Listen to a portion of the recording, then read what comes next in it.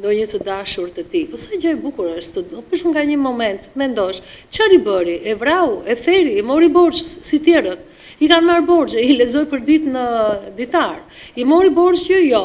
I dëmtoj fëmijët e mi? Jo, përkundra i merr me makinë, i çon në shkollë, i çon atje, pra që kosa kanë dhënë bashk. Çfarë i bëri? Çfarë dëmi i bëri? I dha i ushqeu shpirtin. Po mirë, se ajo ka ndikuar dhe për shëndetin e tij. Pse mos ta mendojmë kështu neve?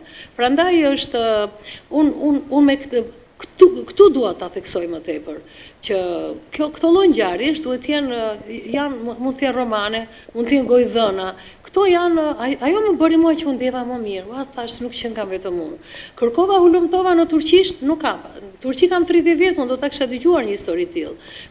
Më thash mike që janë në Itali, në Gjermani, në Europë, më tha Linda, ua, pse ishte ajo që kishte shkruar, shumica super, shumica në inbox, ua, duke thënë, po pse kaq shumë përshtypje ju bëri?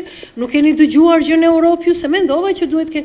Jo, tha, ne kemi në Itali 30 vjet, nuk e kemi dëgjuar. Dikush Gjermani kaq vjet, dikush, pra, edhe unë nuk dua të them që kam unë fenomeni, por them, kjo nuk është kaq e vështirë, se ka gra që nuk e kanë vërtet kaq të vështirë.